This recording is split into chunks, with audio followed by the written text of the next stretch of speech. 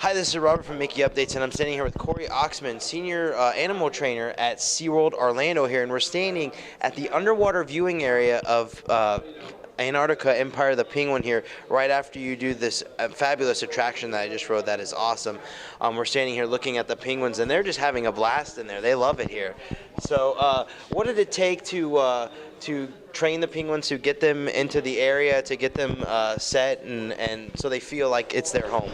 You know, it's kind of like when you build a brand new house and it's move-in day, and you know the family walks into the house and the kids run and say, "I want this room, I want this room," and so it's kind of like that, where the penguins came into this new habitat and they're all exploring the little nooks and crannies and the different rock ledges and underwater caves that they have, and so they've lived here for a few weeks now, and they're still in that exploration phase. And penguins by nature are curious, so they're still exploring everything that this habitat has to offer.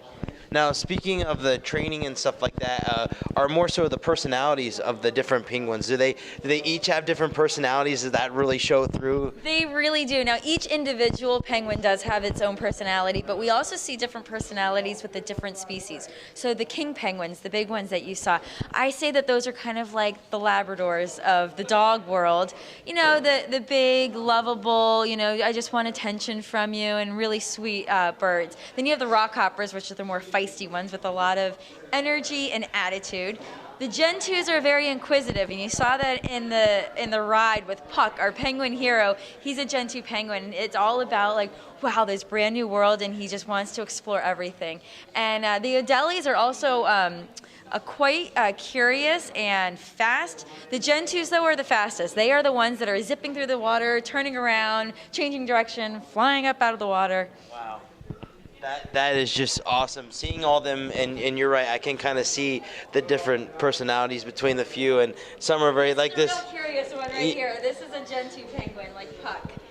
And you know, not only do like I said, the species have their own personalities, but our aviculture team spends so much time with these penguins, developing relationships with them. So they get to know each individual penguin by their personality. So they get to bond and make that connection with the animal. Absolutely. That is awesome. Now, I also heard too that you had actually gone to Antarctica to learn about the penguins and everything, and learn about the area. Talk a little bit about that and how this compares to that experience. I went to Antarctica a few years ago, and it's a world that's untouched. I mean, really, you feel like you're on a different planet because there's so little human interference. The air is pure, the water is pure.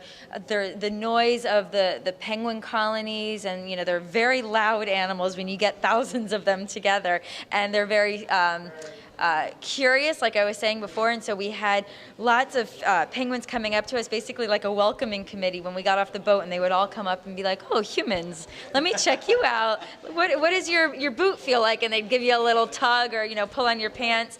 And then when I walked into Antarctica Empire of the Penguin here in Orlando, it brought back all of those senses that I felt in Antarctica a few years ago, and I literally got tears in my eyes, because this attraction really simulates what life is like in the coldest continent of the world, and it allows guests to be immersed in all of these senses. You feel the chill, you know, the 32-degree weather that the penguins endure on a day-to-day basis, and you can hear the families talking with each other. We saw the family units up there with the moms and the dads and the chicks, and so it really did simulate what life in Antarctica is like right here in Orlando.